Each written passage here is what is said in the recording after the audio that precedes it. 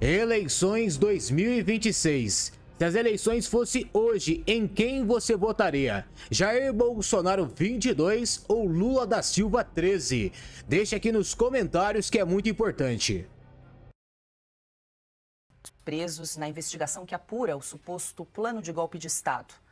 Na resposta ao ministro Alexandre de Moraes, do Supremo, o Exército afirmou que o general Mário Fernandes, detido no comando da divisão do Exército no Rio de Janeiro, só recebeu visitas de familiares depois da devida autorização judicial. Segundo o ofício, isso ocorreu em 5 ocasiões. Além disso, a Força afirmou que os dias são compatíveis com o regramento inicialmente estabelecido para visitas familiares. A Força alegou ainda que o tenente-coronel Rodrigo Bezerra Azevedo, que também passou um período detido no 1º Batalhão de Polícia do Exército na capital fluminense, recebeu visitas apenas do seu advogado. Já no caso do tenente-coronel Hélio Ferreira Lima, outro militar que chegou a ficar detido no 1º Batalhão de Guardas, também no Rio, o Exército disse que ele recebeu apenas visitas da sua mulher, a coronel Carla Lobo. Segundo o Exército, a militar mora em Manaus, no Amazonas, e foi autorizada a realizar visitas diárias de forma extraordinária, já que estava no Rio de Janeiro apenas para visitar o marido. Alexandre Garcia, quero ouvi-lo. Muito boa noite mais uma vez. Ontem, inclusive, o ministro Alexandre de Moraes chegou a dar um prazo de 48 horas para que o Exército pudesse explicar o que estava acontecendo com os militares presos, que estariam recebendo visitas fora dos dias estabelecidos, visitas aí de familiares e também de advogados. A gente agora traz o retorno, a resposta do Exército, dizendo que não houve irregularidade no caso dessas visitas aí dos militares detidos. Boa noite. Pois é, isso começou no dia 24 de dezembro. A gente vê que o ministro Moraes não descansou. Ele intimou o Exército a responder em 48 horas por que familiares dos detidos em prisão provisória, preventiva, né, estavam recebendo visita de familiares na véspera de Natal. Ou seja, eles estão em solitária, na verdade, porque não pode receber visita. Eu vi uma certa mídia, dizendo, olha onde é que se viu, General Braga Neto tem banheiro privativo. Sim, mas ele não está isolado, tem que ter banheiro, essas coisas incríveis que a gente está assistindo nesses dias. Então, a resposta, né, é uma coronel médica que veio de Manaus, onde ela está cumprindo missão, está servindo lá, foi ao Rio para ver o marido, que tinha sido preso. Provavelmente desesperada, essa esposa de um tenente-coronel. E recebeu a visita. Os demais, foi tudo legal. Agora, interessante é isso, que deve ter alguém espionando para saber se recebe visita ou não recebe visita dentro de uma instalação militar, onde eles estão detidos em prisão preventiva, né? Eu gostaria de falar sobre a prisão preventiva do general Braga Neto, 4 estrelas, que foi confirmada, e o interessante é que a Procuradoria-Geral da República, que está a favor dessa medida preventiva, diz que ela é necessária, eu vou ler aqui literalmente, para evitar que ele, por razões de conveniência da instrução criminal e para garantia da ordem pública. É irônico que um general que foi interventor da segurança pública do Rio de Janeiro para a garantia da ordem pública, né, esteja isolado para garantir a ordem pública. Ele se tornou uma pessoa perigosa e diz que estaria obstruindo investigação sobre tentativa de golpe para evitar a posse de Lula. Ora, já faz quase 2 anos que o Lula tomou posse, né? Como o 8 de janeiro, também o Lula já tinha tomado posse, ninguém poderia fazer um movimento para evitar a posse que já tinha acontecido. Então, só para a gente pôr a luz da razão sobre essas questões aí que a gente está assistindo com tristeza, porque só acirra os ânimos, né, num momento em que todo mundo fala em paz, de paz, Feliz Natal. Lula fez uma mensagem de Feliz Natal, só que falou em solidariedade, em irmãos, resolvendo as questões, só que na prática, né, não houve nenhum gesto para acabar com esses antagonismos que estão cada vez mais separando brasileiros. Adalberto Piotto, muito boa noite, seja bem-vindo.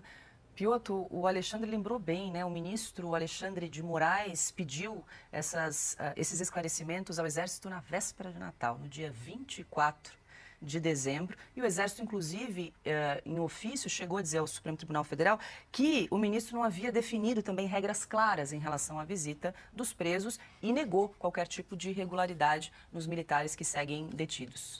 Boa noite, Paula. Boa noite, Augusto. Alexandre, querido, bem-vindo sempre. Carlos Caut e a todos que nos acompanham. O ministro não estipulou as regras claras, ele está cobrando o Exército. Em outros tempos, o Exército diria assim, o dia que o senhor aprovar ou determinar regras claras, vamos reavaliar. Não, mas nesse momento o Supremo é o imperador do país. Tudo passa pelo Supremo, inclusive os abusos, inclusive os entendimentos fora da lei, enfim, qualquer outra coisa. O Alexandre falou aí de qualquer movimento de pacificação. Isso acabou na hora que o Lula nomeou, sem prometer fazer isso na campanha, porque se fizesse na campanha talvez afastasse eleitores, quando nomeou o Flávio Dino como ministro da Justiça, que foi, convenhamos, uma das gestões, se não a gestão mais tensa do Ministério da Justiça dos últimos tempos. Eu não me recordo de nada tão tenso, completamente fora do rito no Ministério da Justiça. Hoje, Flávio Dino digamos, o ponto de tensão entre o governo e uma tentativa de encontrar uma base no Congresso, agora lá no Supremo Tribunal Federal. Mas esse é um outro assunto. Voltemos ao ponto aqui do Exército e do ministro Alexandre de Moraes. A questão é, primeiro, deveriam estar presos? Alexandre já fez menção aqui também. Qual é a razão? E por que não poderiam receber? Eles estão numa unidade militar. Unidades militares têm regras de unidades militares. Funciona assim. Aliás, os militares têm justiça militar. Que nada disso está sendo observado nesse momento, porque nesses inquéritos do Supremo cabe tudo, a qualquer momento, da decisão que partir por parte do ministro Alexandre de Moraes, ou de qualquer outro ministro, porque a maioria do Supremo também já foi para o beleléu, me perdoem a expressão mais jocosa aqui. Tanto que se tem, o que se tem de medida simplesmente datada e tomada por um ministro só, né, as monocráticas, e por aí vai. Fato é que a pergunta, talvez que seja mais importante, reclama-se para quem hoje no país? Quando você se sente injustiçado ou quando você se sente vítima de uma ilegalidade. Pode até não ser, pode ser que você tenha um entendimento equivocado da lei, mas reclama-se para quem? Se tudo já está no Supremo Tribunal Federal. A lógica da justiça de ver um abuso da primeira instância e recorrer na segunda instância não existe para muitos brasileiros e para muitos desses que estão hoje nesses inquéritos todos, sabe-se lá quais são, em que momento e como que eles se comunicam. O fato é que eles se comunicam, mas ninguém sabe o que está lá dentro, porque eles são sigilosos. Longos e sigilosos. Nada disso é da ordem democrática. Carlos Caut, muito boa noite. Seja bem-vindo, Carlos. Paula, muito boa noite, Paula. Boa noite, mestre Augusto. Boa noite, mestre Alessandro. Boa noite, Piotr. Boa noite a você que está seguindo a gente. Não, de novo, é tudo um conjunto de absurdos aquilo que a gente está vendo. O Exército nada fez em mostrar, esclarecer isso para a opinião pública. Não tem nenhuma ilegalidade, é a praxe absolutamente normal. E esse pedido de esclarecimento de 48 horas, que é mais uma tentativa de intimidar a alta cúpula do Exército, que não deve estar feliz com esta situação, está sendo muito mal recebida, claramente, pela cúpula das Forças Armadas. E isso está criando um atrito cada vez maior com o STF. Mas, de novo, essa prisão, vamos repetir aquilo que a gente falamos ontem também, é mais uma tentativa do STF de fazer terra arrasada, ou tentar fazer terra arrasada em volta do ex-presidente Jair Bolsonaro, tentar prender aquele que foi o candidato à vice-presidência junto com ele em 2022, né, e tentar verificar, tentar sentir qual é a reação da opinião pública. Uma prisão feita no meio das férias, final do ano, está todo mundo já saindo das grandes cidades, é difícil convocar manifestações, então estão tentando também na tempística, no calendário, verificar o que acontece, né? Qual a força real da direita brasileira e qual será depois da volta das férias. E se ninguém fala, obviamente a ideia é, se ninguém fala nada com a prisão de Braga Neto, quem disse que vai falar alguma coisa se o Bolsonaro for preso? Então, é claro que é uma tentativa do STF de sentir a temperatura da opinião pública e, eventualmente, continuar nesse caminho. A ver qual será a reação da população brasileira em janeiro e fevereiro, na volta das férias, ou, quiçá, em uma eventual prisão de Jair Bolsonaro.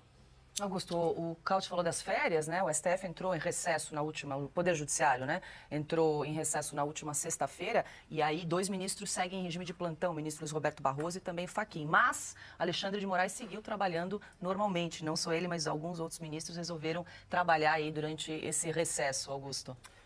Bom, ele não passou o Natal com a família para estragar o Natal de todo brasileiro compassivo, né? De todo brasileiro que ama a justiça. Como bem foi lembrado aqui, existe justiça militar, não foi revogada ainda. Existem regras sobre visitas a prisioneiros tal, e o Exército tem as suas próprias regras, a aeronáutica, as Forças Armadas. O que está fazendo o Alexandre de Moraes é o que ele faz há 6 anos. Ele vai medindo a temperatura da água e avançando. Agora chegou a vez do Exército. Ele está dando ultimatos ao Exército, cobranças arrogantes e indevidas. Agora os generais, os comandantes do Exército precisam saber o que fazer. A insatisfação é evidente no comando do Exército. O ministro da Defesa já está de saída do governo. Ele não quer ficar porque não quer conviver com a insatisfação dos chefes militares. Eu vou lembrar aqui um episódio ocorrido no começo do regime militar. Não me lembro exatamente em que ano aconteceu, o Alexandre Garcia vai poder me ajudar. O Auro Moura Andrade, que era um presidente do Senado, achou que os militares, o governo militar havia ultrapassado determinadas fronteiras e pronunciou uma frase famosa: japona não é toga. Dizendo que o Exército não podia legislar sobre determinadas coisas.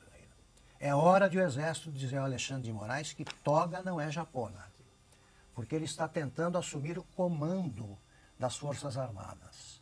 O ministro da Defesa, repito, ele não quer continuar. É um político que tem sensibilidade política. Ele sabe o que está acontecendo, os exageros e os absurdos que estão acontecendo, e não quer compactuar com esse negócio. Os generais têm de saber se valem as regras que foram fixadas há muitos anos, ou se vale um repertório de exigências que existem só na cabeça do Alexandre de Moraes. Eu vou encerrar esse primeiro comentário com o fecho do artigo na Oeste, em que eu fiz uma retrospectiva resumida do que fez neste ano o Supremo Tribunal Federal. É um negócio tão absurdo que eu vou complementar isso aí, porque todo dia o STF esteve no noticiário. Isso é absurdamente inusitado. Nunca aconteceu. Isso aí, o nome do Moraes aparece a cada 10 tópicos, aparecem 9. E eu vou complementar isso e vou provar que o STF se meteu em coisas que não competem aos ministros tomar qualquer decisão. Ele apareceu todo dia, até em feriados. Eu disse o seguinte, né? Isso aí ajuda a explicar a crescente impopularidade do Supremo Tribunal Federal. E repetir os números da pesquisa divulgada pelo Poder 360. 12, como lembramos aqui, 43% dos brasileiros acham ruim ou péssimo o desempenho do STF.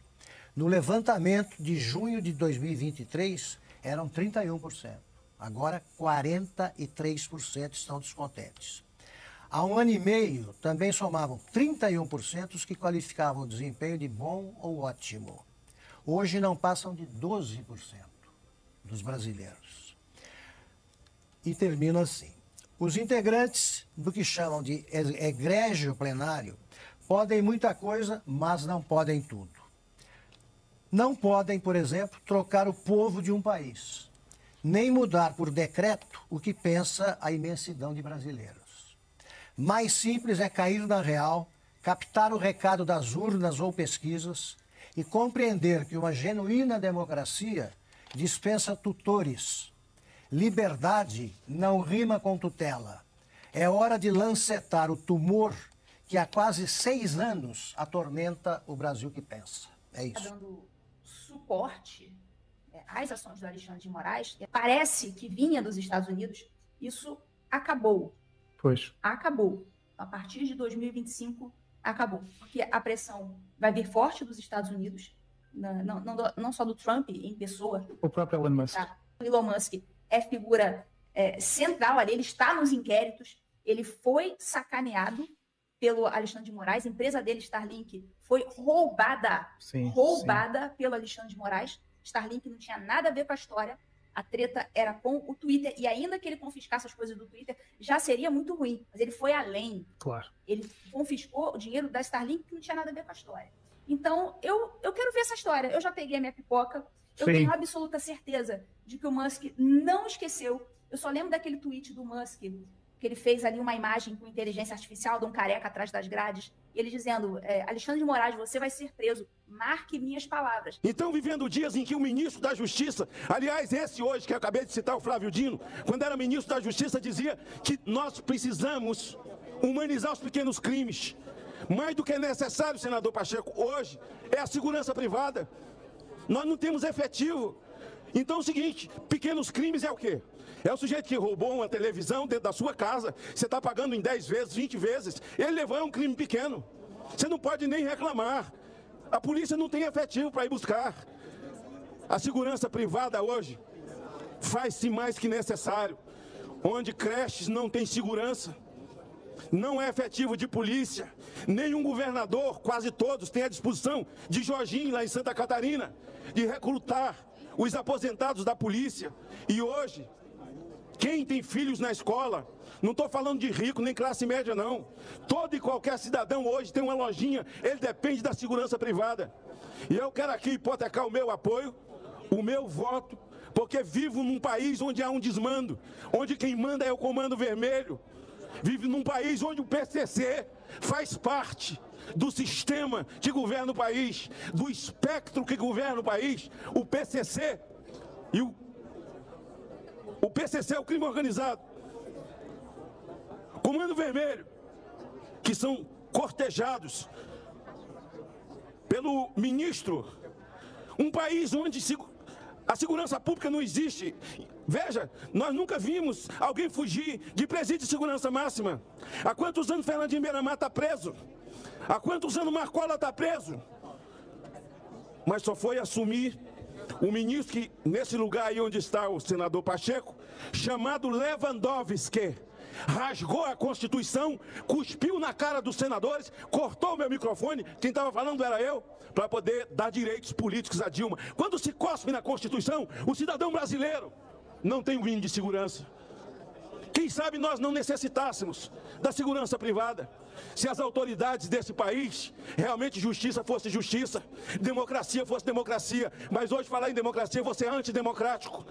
E agora está um zum aí sobre o ministro Alexandre de Moraes ter usado o TSE para investigar bolsonaristas. Está nos jornais.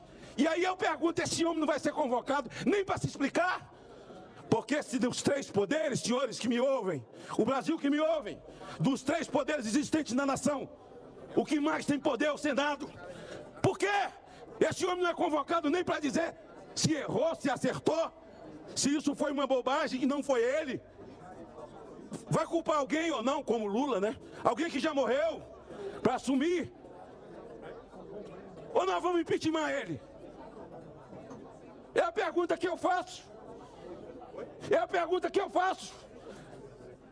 Mas uma Suprema Corte, quando você anda na rua, eu não tenho andado em função da minha cirurgia, mas vejo nas redes sociais como essa casa é cobrada, como o Senado é cobrado por ser omisso. Omisso. Eu gostaria de dizer, senador Laércio, que eu vou voltar a falar hoje ainda, mas só para dizer àqueles que fazem a segurança privada nesse país, que necessário se faz mais que nunca, senadora Damares, senador Flávio Bolsonaro, a presença da segurança privada para aqueles que podem e os prefeitos possam lançar mão disso além da guarda municipal, pelo menos para fazer a guarda das nossas crianças. Nós estamos vivendo calamidade pública na segurança, onde o bandido é coroado e glamourizado e o cidadão abandonado. Obrigado pelo seu relatório e certamente votarei a favor. Gustavo Lima anuncia que vai se candidatar à presidência da República em 2026. Eu vou trazer para vocês as principais informações do dia de hoje. Lembrando que é muito importante você deixar o seu like e compartilhar essa informação nas suas redes sociais. A informação que está repercutindo nesse exato momento, então, o cantor Gustavo Lima, que anunciou que vai se candidatar à presidência em 2026. Chega dessa história de direita e de esquerda, é sobre fazer um gesto para o país, no sentido de colocar o meu conhecimento em benefício de um projeto para unir a população, disse Gustavo Lima. Você votaria em Gustavo Lima se Jair Bolsonaro não tiver concorrendo em 2026, que eu acho muito difícil? Você votaria nele? Deixa aqui nos comentários, que é muito importante. Lembrando que mesmo inelegível, é o presidente Jair Bolsonaro que vai falar: esse aqui é o meu candidato para a presidência da República. Mas aqui, olhando o cenário político, Donald Trump assumindo agora 20 de janeiro, Bolsonaro vai voltar em 2026. Lula indo na contramão do mundo, isso mostra que ele reconhece a vitória fraudada de Nicolás Maduro. Ele cedeu à pressão do PT. Essa culpa eu não carrego. Urgente, governo Lula decide enviar representante para a posse de Maduro na Venezuela. Gigante, Bukele oferece prisão de segurança máxima para prender Maduro em El Salvador. El Salvador, que tem a aprovação de quase 90% da população brasileira, do povo de El Salvador, quer dizer, vem fazendo um trabalho excelente e agora mostrando que, se precisar, ele prende também o ditador. Segurança máxima, não sai nunca mais da prisão. O ditador que foi recebido com tapete vermelho pelo cachaceiro presidiário Lula. O dólar opera em alta no primeiro dia do ano, atingindo 6,23 no início da manhã. E a bolsa de valores em queda. O dólar 7 vai chegar. É uma realidade que já está acontecendo. O porquê estão censurando até para mostrar o valor do dólar no Google? Porque sabe que vai disparar. Vai chegar a 7 e tanto. Esse é o governo do presidiário. Trouxeram a quadrilha criminosa de volta ao poder. E é isso que vai acontecer no Brasil. Destruição total. Enquanto isso, urgente, José Guimarães, líder do governo Lula, está envolvido em esquema de corrupção e desvio de emendas, diz a Polícia Federal. Mudou da cueca para malas. Esse é o líder do governo do Lula. Novamente envolvido em escândalo. E o que vai acontecer com ele? Nada. Porque ele tem o respaldo do Lula e da Suprema Corte para deitar e rolar em cima do dinheiro. Olha, vê aqui com o Capitão Cueca. Não, aí não pode não. Um abraço. Olha, vê aqui com o Capitão Cueca. Não, aí não pode não. Um abraço.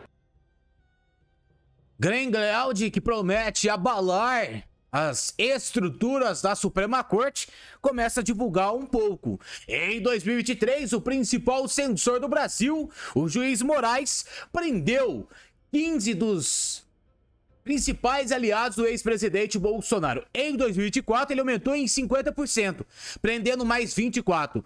Eles justificam isso dizendo que estão salvando a democracia dos tiranos. Exatamente o que a ditadura militar brasileira alegou. Número de aliados de Bolsonaro presos por Moraes cresce, enquanto o ministro tem aval da primeira turma do STF em outras decisões. Ministro Alexandre de Moraes, os seus dias estão contados. Uma hora a casa cai e isso vai acontecer. Você já não tem mais o apoio do FBI, CIA, Estados Unidos para continuar essa lambança que vocês estão fazendo para salvar a democracia. O povo brasileiro que quer salvar a democracia de vocês. que não têm um voto popular e se acham acima de senadores, deputados e até presidente da República.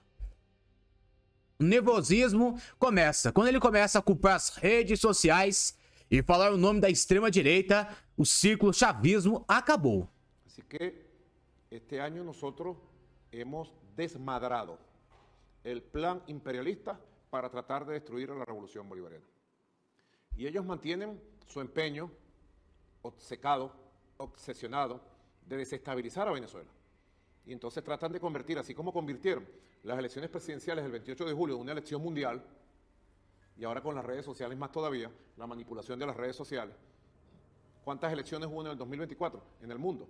Cientos de elecciones. Decenas, por lo menos. Decenas. Uno de los años más electorales de la historia. Pero hubo solo 2 elecciones. La de Venezuela, 28 de julio. Y Estados Unidos. Y Estados Unidos en noviembre. Bueno, la convirtieron en una elección mundial.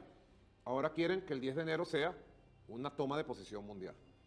Tratando de hacer lo que no han logrado ni van a lograr, que es desestabilizar nuestra patria, desestabilizar nuestra democracia, descarrilar a Venezuela y tratar de llevarlo por los caminos del caos, la división, llevarlo por los caminos del enfrentamiento y con el caos, la división, la violencia, hacer un llamado a una intervención extranjera militar, que es el sueño último de esta idea desbocada del fascismo venezolano, de la extrema derecha, de tratar de aplicar un método de máxima presión, violencia y destrucción de las fuerzas revolucionarias del chavismo.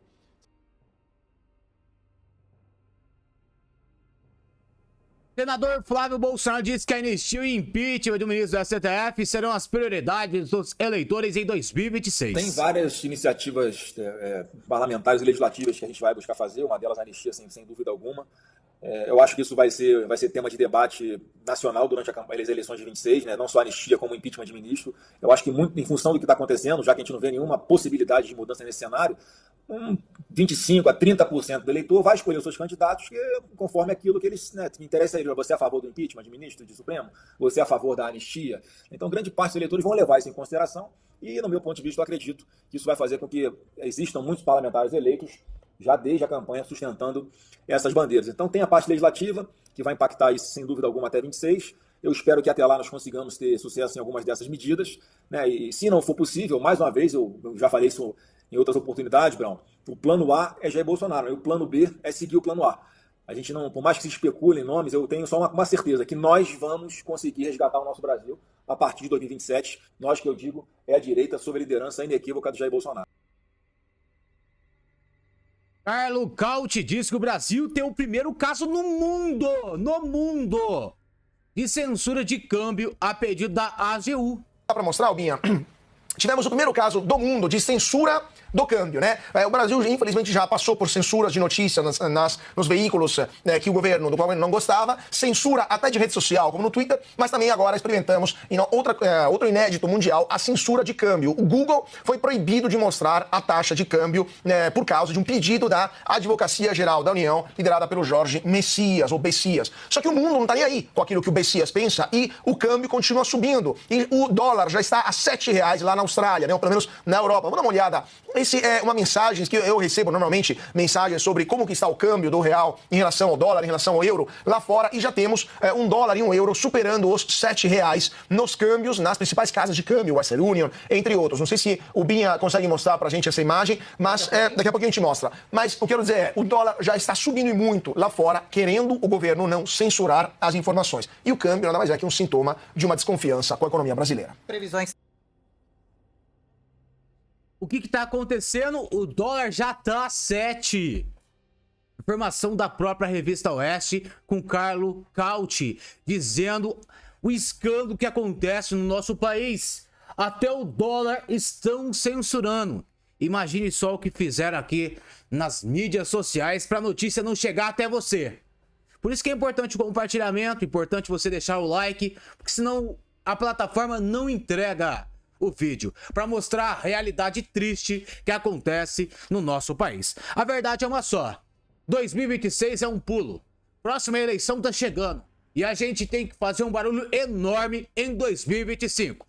redes sociais e ruas. O povo na rua é o que derruba qualquer ditador em qualquer lugar no mundo. Essa é a realidade. A informação que repercutiu no dia de hoje, então, para completar para vocês, Gustavo Lima, então, anunciando que vai se candidatar à presidência da República em 2026. O artista contou com a exclusividade, a coluna, que este ano vai procurar o partido alinhado com seus planos políticos. Daí, meus amigos, informações importantes, informações atualizadas do dia de hoje. Pedi para vocês em deixar o seu like, deixar o seu comentário e compartilhar esse vídeo nas suas redes sociais. A gente volta a qualquer momento com mais informações.